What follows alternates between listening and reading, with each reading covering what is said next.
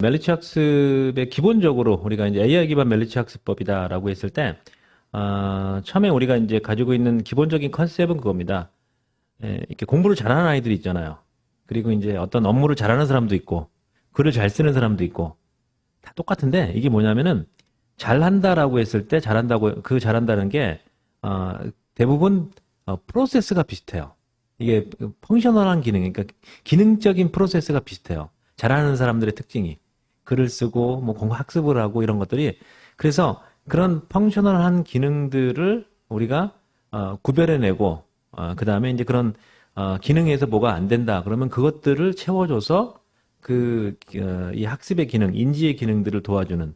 근데 이제 이게 한계가 있었던 게 전문가만 할 수 있는 일이고, 그 다음에 24시간 아이들에게 시간을 투자하면서 질문하면 대답해주고 뭐 이런 것들을 못했어요. 근데 이제 AI가 딱 들어오면서 그 일을 하게 되는 이제 그런 이제 개념이라고 보시면 되겠습니다. 그러니까 없었던 게 아니라 학습법이라는 게 없는 게 아니죠. 그동안 다 있었죠.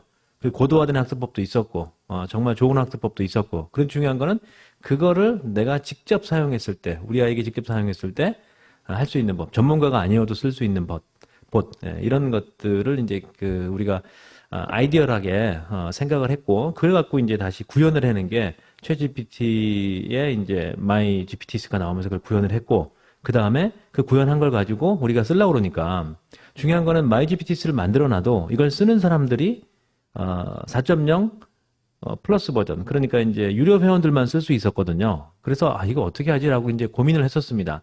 그리고 이제 그래도 부모님들이 뭐 20불, 22불 투자하면서 할 거야라고 이제 막 이렇게 만들었는데 요번에 이제 4.0 옴니 버전 나오면서 업데이트가 됐죠. 이번 주 다음 주까지 계속 업데이트가 되는데 업데이트가 되고 나면은 아이들이 무료로도 다 그 남들이 만들어 놓은 챗봇을 쓸 수 있게 오픈을 한 겁니다. 우리가 어떻게 만들었는지, 그리고 이제 우리 여기 오신 분들이 다른 사람들, 다른 아이들 아니면 그 본인들의 이제 학습에 있어서 배운다는 거에 있어, 알매에 있어서 이런 어떤 새로운 것들을 배울 때 어떤 절차를 밟는지, 그리고 또 이제 어떻게 가르쳐야 되는지 이런 것들을 좀 같이 나눠보도록 하겠습니다.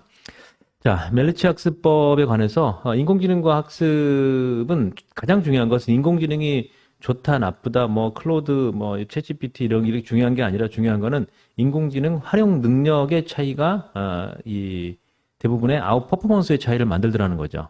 활용 능력의 차이.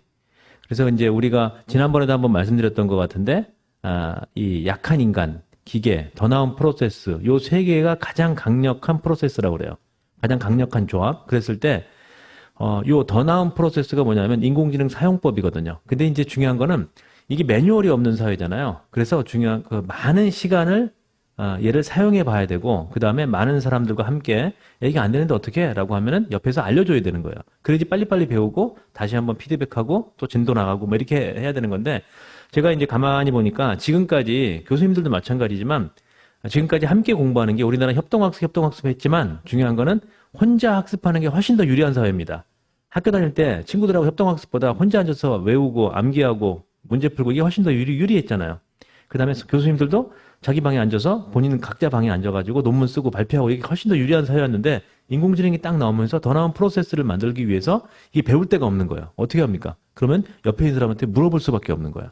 이 전문가가 비전문가를 가르치는 사회가 아니라 먼저 배운 사람이 나중 배우는 사람을 가르치는 사회, 이렇게 바뀌어버렸기 때문에 이게 이제 계속해서 배울 수밖에 없고 협동학습을 할 수밖에 없고 이제 환경이 바뀌어버린 거죠. 그래서 우리가 비록 약한 인간이지만 전문가가 아니지만 기계를 통해서 AI를 통해서 사용법을 익히게 되면 가장 강력한 프로세스를 갖는 그런 사람이 될 수 있다. 근데 이게 이제 가장 기본적인 차관입니다. 그래서 뭐 신공지능 얘기했을 때 신진석 구단이 어떻게 바둑 공부를 더 많은 AI를 활용해서 바둑 공부를 하는데 내가 하는 방식은 공개할 수 없다. 뭐 이렇게 얘기를 했잖아요. 뭐 그러면서 이제 이렇게 배웠던 남들 10년 배울 걸 이제 2, 3년에 배웠던. 그래서 우리도 똑같다라는 거예요. 학습도 똑같이 할 수 있다라는 거죠. 그러면 어떤 개념에 의해서 그렇게 되는지 살펴보겠습니다. 멜리치 학습법의 기본적인 방식은 뭐냐면은 인공지능을 뇌처럼 사용하는 거다. 인공지능을 사용하는 세 가지 방식이 있는데 하나는 도구로 사용하기, 하나는 어시스탄트로 사용하기, 마지막 하나는 어그먼트 인텔리전스, 그러니까 그 확장뇌, 내가 계산하고 내가 생각하는 것이 1, 2, 3, 4, 5 프로세스가 있다면 그 중에서 한 두 개 정도는 인공지능을 쓰는 거예요. 그러면서 이제 내 인공지능을 같이 갖고 쓰는 그런 방식들을 쓰는 건다, 쓴다는 거죠. 자, 그래서 뇌처럼 사용하기인데, 그래서 이제 우리가 이름을 뭐로 줄일까라고 생각하다가 그리스어에, 그 메시테스라는 중재자라는 단어가 있어요. 영어로는 메디에이터라는 중재자라는 단어가 있고, 그게 히브리어로 넘어오면은 멜리치라는 거예요. 대변자. 자, 그 다음에 변화 가능성에 대한 이야기를 할 때, 인간이 변화 가능할까? 학습자, 도구, 그 다음에 이제 뭔가를 가르치는 사람들, 변화 가능할까? 아니면 타고난 것일까? 이런 거 이제 뭐 많은 토론들이 있죠. 그래서 이제 뭐 심리학자들은 반반이라고 얘기를 하는데, 라피 아키바의 이야기, AD 50년에서 135년까지 살았던 라피 아키바가 양치기였죠. 50세가 될 때까지 이 사람은, 40세가 될 때까지 이 사람은 글을 모르는 사람이었습니다. 근데 이제 양치기 목장주 따님이 너무 예뻐가지고, 사랑해 주세요라고 하니까 따님이 당신이, 5세 5경, 그러니까 랍비가 되면은 내가 당신하고 결혼을 하겠다라고 하니까 이 사람이 실망을 했죠. 할 수 없겠구나라고 돌아왔는데, 물이 똑똑똑 떨어지는 거, 물이 위에서 떨어지는 양들에게 물을 먹이는데 물이 막 떨어지는 이제 물이 흐르는 곳에 가보니까 물이 떨어지는데 그 떨어진 물에 의해서 바위가 파였더라는 거예요. 파인 바위를 본 거예요. 그러면서 저렇게 물이 떨어져서 바위도 파는데 나도 좋아질 수 있겠다 그래서 그때 다시 공부를 시작해서 이 사람이 40에 시작해서 이스라엘의 3대 랍비가 됩니다. 그래가지고 로마군이 이스라엘을 쳐들어왔을 때 이 랍비 아키바의 무덤부터 파헤쳐버려요. 왜냐하면 이 랍비 아키바의 제자들이 많은 영향력을 미치고 있었기 때문에. 그러면서 이제 여기 이제 이스라엘 사람들은 교육을 할 때 랍비 아키바 얘기를 많이 합니다. 변화 가능성, 지금도 늦지 않았다. 훨씬 잘할 수 있다. 우리 해보자. 뭐 이런 변화 가능성에 대한 이야기. 그래서 인간은 누구나 변화가 가능하다. 변화하는 것이 정상이다. 변화하지 않는 것은 죽은 것뿐이다. 뭐 이제 이렇게 얘기를 합니다. 그래서 변화 가능성. 아이들에게도 인간에게도 변화 가능성. 이게 가장 기본적인 컨셉입니다. 자, 그래서 그 이후에 이제 17세기에 요한 코메니우스라는 분이 있는데 이 요한 코메니우스니까 이런 비슷한 얘기를 했습니다. 학습자 중심의 교육 이론, 그다음에 주도성 이런 이론들을 얘기를 했고 뭐 자기 주도성 이런 이론들이 나중에 이제 뭐 계속해서 이론들이 발전을 해서 뭐 자기주도 학습이라든가 이런 게 지금까지 내려오는 거죠. 저희가 썼던 책에 보면 이게 이렇게 얘기가 나옵니다. 처음에 보면은.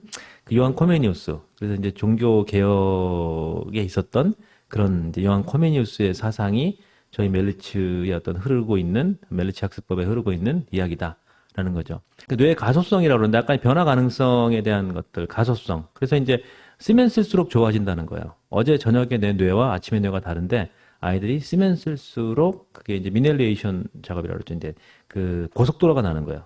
계산이 빨라지고 쉽게 하고 뭐 이런 것들. 그래서 뇌의 가소성이라는 것들 한쪽에 다쳐도 뇌는 이제 다시 재생되지는 않지만 다른 쪽에서 그 일들을 또 해내고 뭐 이런 것들을 이제 얘기하면서 뇌학 과학자들이 뇌 가소성을 얘기해요. 그래서 이제 변화 가능성에 대한 이야기들을 이렇게 증명해주고 있는 거죠. 지금 이제 뇌 과학 쪽에서는. 예, 그래서 인공지능을 사용하는 법이 아까 얘기했던 대로 도구로 사용하는 인공지능, 그 다음에 비서로 사용하는 인공지능, 확장내로 사용하는 인공지능. 그러니까 우리가 지금 학생들을 가르치거나 우리가 공부를 할 때는 어떤 게 목표냐. 그러니까 이제 우리가 스마트폰 쓰듯이 그냥 도구로 사용하는 사람도 있을 거고, 비서처럼 뭐 해와 갖고 오면 그거 쓰는 비서로서 사용하는 에이전트 모델이죠. 아직까지 에이전트까지도 못 갔습니다. 근데 우리가 지금 이제 좀 목표로 삼고 있는 것은 아까 얘기했던 대로 프로세스를 잘 할 수 있는 이 확장뇌, 어그먼트 그 사용자, 그러니까 확장 사용자, 그 뇌를 함께 연동해서 사용하는 사람. 여기까지 이제 우리 가고 싶다. 학습자를 만들자. 그러니까 중요한 건 뭐냐면은 우리가 그 수학 시험을 보는데 예를 들어서 그 루트 200, 루트 20은 몇입니까? 이렇게 얘기했을 때 예, 루트 20이 몇이죠? 루트 20이 자연수로 몇이죠? 그러면 이제 뭐 1.4141 뭐 이렇게 나와요. 근데 그 중요한 거는 그걸 우리가 왜 외우냐는 거죠. 그거 계산기에 넣으면 그냥 나와요. 근데 중요한 거는 루트 20을 가지고 우리가 다른 해야 되는 것들이 있잖아요. 그런 해야 되는 것들 프로세스를 알고 있냐는 거죠. 그래서 루트 20을 계산하는 거는 계산기한테 시키면 되고 중요한 건 그걸 가지고 통찰력을 가지고 다른 문제, 더 고차원적인 문제들을 풀어내고 내 생활과 직접 관련되어 있는 문제들을 풀어내는 것. 이게 지금 이제 우리가 해야 될 일이라는 거죠. 자, 그래서 인공지능은 엘리베이터다라고 얘기했던 이어령 교수가 얘기했던 어린아이, 노인, 여인, 청년이 계단을 올라가면 힘센 사람이 가장 잘 올라간다 그랬어요. 근데 엘리베이터를 타면 노인, 여인, 어린아이 똑같이 올라갑니다. AI가 그런 거라고 그랬습니다. AI를 타면 IQ 50이나 IQ 300이나 똑같다라는 거예요. IQ 50이나 IQ 300이나. 예. 이게 이제 제가 지금 경험하고 있는 거예요. 예. 수포자가 수학을 풀 수 있게 되고, 예. 저같이, 예. 30년 전에 통계를 배웠던 사람이 다시 통계를 통해서 뭔가를 하고, 함수를 배웠던 사람이 함수를 갖고 뭐를 하고, 예. 철학을 갖고 다시 얘기하고, 예. 뭔가 포기했던 영역들을 다시 끄집어낼 수 있는, 내가 하고자만 한다면 다 끄집어낼 수 있는, 엘리베이터를 탈 수 있는, 뭐 이런 영역들이 만들어졌다라는 거죠. 예, 매우 중요한 겁니다. 그래서 멜리치 학습의 원리는 개념학습, 원리학습이에요. 그래서 아주 기본적으로 개념학습부터 시작하자. 진짜 우리는 시험 보기 위한 학습이 아니라 내가 그러니까 삶에 대한 희열이 있어요. 내가 진짜 안다는 것 때문에 내가 알았어, 뭐 너무 깨달았어, 너무 재밌고 즐겁고 그 다음에 그 원리를 내 삶에 적용하고 그게 원리학습이 되는 거고. 그러니까 암기에서 그치는 것이 아니라 계산기가 할 수 있는 것에서 그치는 게 아니라 그 지혜까지 올라가는. 그래서 이제 거기에 이제 자기주도성. 왜냐면 자기주도성이 들어갈 수밖에 없는 게 내가 하고 싶어야 하는 거예요. 남들이 끌어갖고는 할 수가 없는 거죠. 정말 하고 싶은 욕구들을 만들어내는. 그래서 이제 학습 코치들이 하는 일들 중에 이게 이제 가장 큰 거죠. 그 다음에 이제, 개인화 학습. 개인에게 맞춰준다는 거죠. 왜냐면 우리가 이제 멜리치 학습에 기본적으로 AI를 활용하는 게 많은 코치들이 하는 일들 중에 하나가 그 개인의 눈높이에 맞는 인카네이션한 교육을 해야 되는데 그거를 그 멜리치 학습법에 의해서 인카네이션한 교육을 하겠다라고 얘기를 하는 거고 그게 그러니까 트랜스퍼 학생들이 배운 걸 갖다가 자기의 삶의 영역에서 쓸 수 있도록 만들자.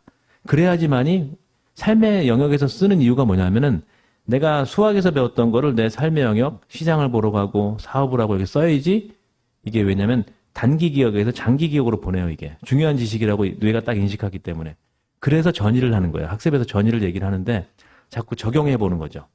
이게 이제 기본적으로 저학년 아이들부터 초등학교 한 4학년 이상 되면 이걸 좀 하자라고 이제 우리가 얘기를 했었고 그래서 학습 프로세스를 보면은 이게 매우 중요한데 학습 프로세스가 처음에 이제 우리가 멜리치 학습법에서 가장 기본적으로 학습자 데이터 분석이에요.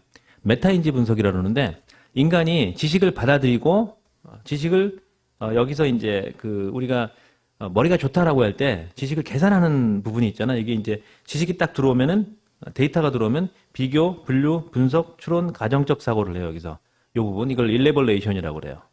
인풋, 일레벌레이션에서 비교, 분류, 분석, 추론, 가정적 사고를 하고 아웃풋 밖으로 내낼 때 말로 하든지 글로 하든지 몸으로 하든지 밖으로 이렇게 아웃풋하는 작업이 있죠.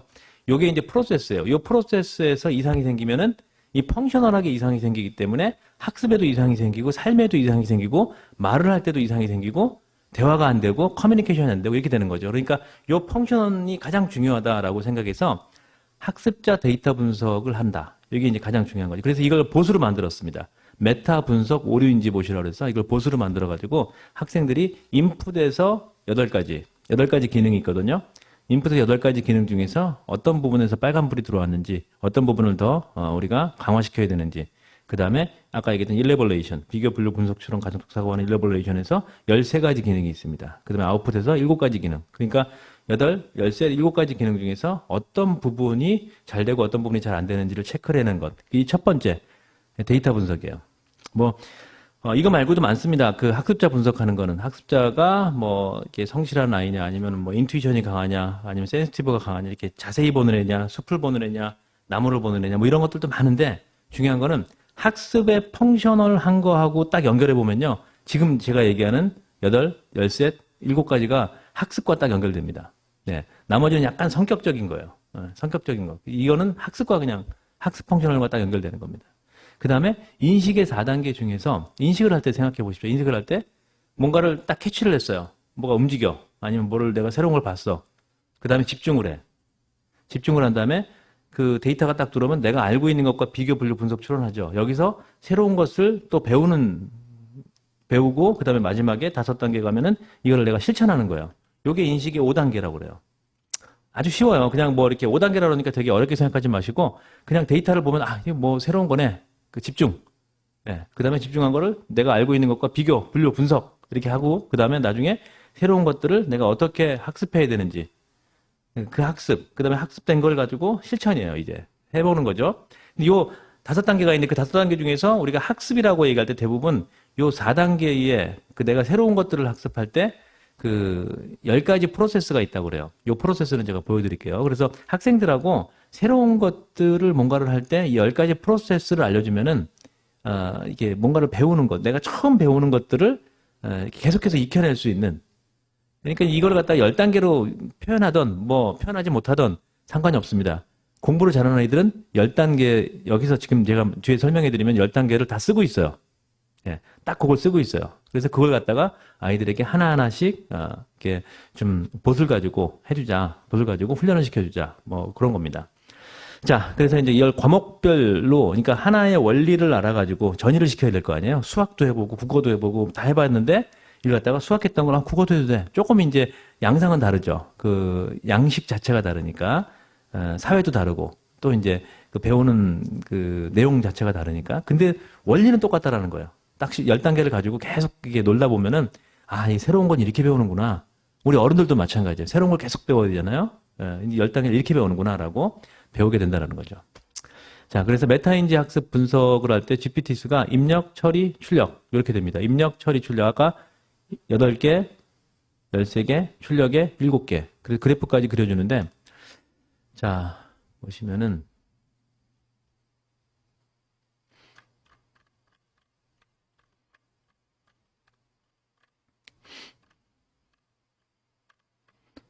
요거는 이제 메타인지 쪽은 설명을 하고 넘어가겠습니다. dxchurch.org 멜리치 학습법 여기 치고 들어가시면은 멜리치 학습법에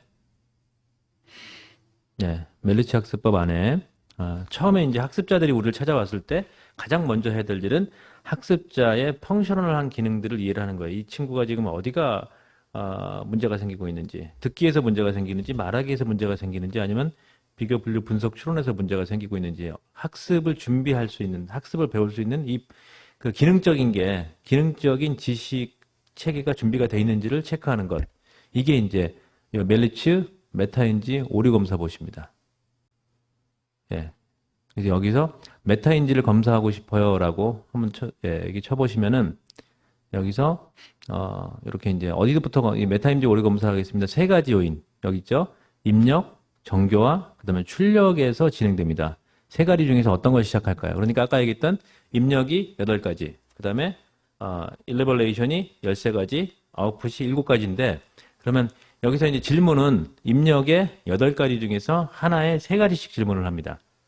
그러니까 8, 3, 2, 24, 24가지를 질문을 해서 24개 중에서 어떤 기능들이 잘 작동되고 있는지 아니면 잘 안 작동되고 있지 않은지를 검사하는데 대부분 부모들이 하게 해요. 왜냐하면 부모들이 초등학교 4학년부터 6학년까지는 부모들이 훨씬 더 잘 알아요. 예, 관찰이 되니까. 그 다음에 중학교 이상, 중학교 2, 3학년 넘어가면은 부모들이 모르는 영역들이 많이 생기기 때문에 아이들이 직접 해도 되는데, 근데 부모들이 할 때 뭐가 중요하냐면은 부모들이 분명히 얘가 어디가 잘 되고 어디가 잘못되고 알아요. 아는데 이걸 구조화해내지 못합니다. 알긴 하는데, 그 생활 하나하나는 다 아는데, 그게 학습과 어떻게 연결되어 있는지 잘 구조하지를 못하는 거예요. 근데 이게 질문을 통해서 쭉 가다 보면은, 이 부분이 약해요. 충동성 억제가 안 됩니다. 아니면은 그 글을 듣는데 그 공간 지식이 안 돼. 그러니까 언어를 공간으로 바꿔줘야 되는데 이 공간이 안 떠오르는 거야. 그 공간의 능력에서 2번째 골목에서 오른쪽으로 돌아서 왼쪽으로 돌면 무엇이 있을까? 뭐 이런 이제 그림을 보여주면서 하는 거 있잖아요. 이런 것들이 잘 안 되는 공간 아니면 시간 개념, 언어 개념. 내가 정삼각형이라고 얘기했는데 머릿속에 정삼각형이 떠올라야 되거든요. 정삼각형이 안 떠오르는 아이들이 있다는 거죠. 그 세모라고 얘기하는 아이들. 세모라고 떠오르면은 모든 게 다 세모예요. 그러니까 그 부정확한 지시어예요. 부정확하게 듣고 있는 거예요. 이런 것들이 입력 단계에서 여기 이제 하나씩 되고 나중에 요게 이제 그 마지막까지 쭉 검사를 하고 나면은 해보셔야 돼요, 여러분들이. 오늘 듣고 다 해보시면은 이렇게 해서 쭉 검사를 하고 나면은 이제 여기 이제 영어로 나오긴 하는데 그래서 이제 엄마들이나 또 그 코치들이 먼저 이걸 하셔가지고 인풋 스테이지에서 코그니티브 에러 그러니까 이제 메타인지 내가 인지 위의 인지잖아요. 그 인지가 나를 보는 거예요. 나를 봤을 때 이게 그 모호한 모호한 퍼셉션, 모호한 지각, 제대로 뭐 보지를 못하는 거죠. 뭐 이런 이제 그 impulsive situation exploration, 그래갖고 impulsive라는 건 뭐냐면 충동성이 억제가 안 되는 거예요. 이게 충동적인 상황을 만들어내는. 근데 뭐 이런 것들이 이제 8가지가 있어요. 그래서 이제 이렇게 영어로 돼 있지만 검사를 해서 나올 때는 그 어떻게 하라. 그 다음에 이걸 가지고 어떤 활동을 하라. 여기까지 이 봇 안에 다 들어 있습니다. 그래서 여러분들이 한번 내 자녀를 머리에 떠오르시고 한번 끝까지 한번 가보시는 게 중요하다라는 것. 그래서 이렇게 해서 이제 먼저 시작하기. 그래서 이제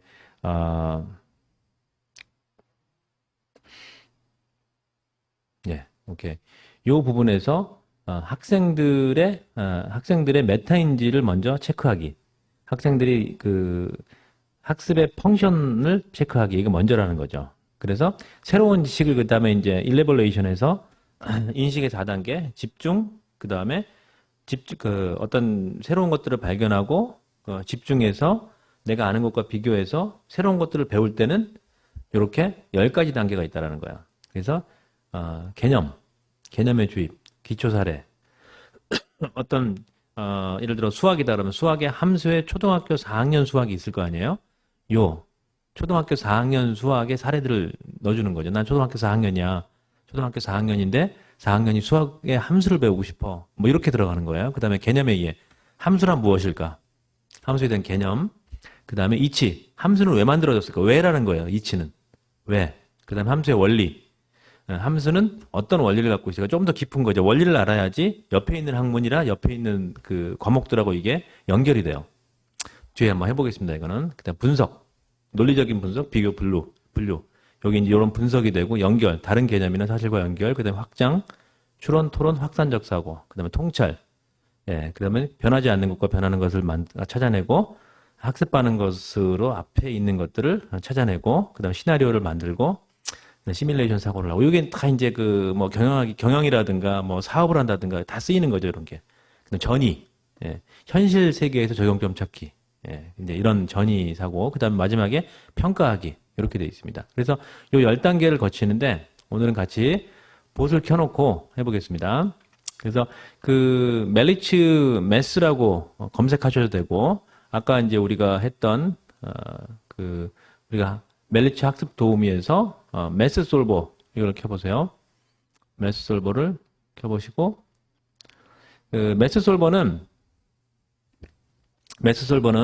뭐 우리가 잘 알다시피 배우셨던 것처럼 인스트럭션 구조화했고요. 수학 문제를 푸는 인공지능을 액션에서 스키마 코드로 붙여놨습니다. 그리고 또 하나가 우리나라의 한국 창의재단에서 만든 한국의 수학 교과서 같은 선생님들을 위해서 만들어놓은 수학 교과서 API가 있어요. 그 2개를 꽂아놨습니다. 지금 여기다가 멜리츠 학습법에다가 멜리츠 매스 솔버에다가는. 그래서 이걸 가지고 이제 같이 한번 해보겠습니다.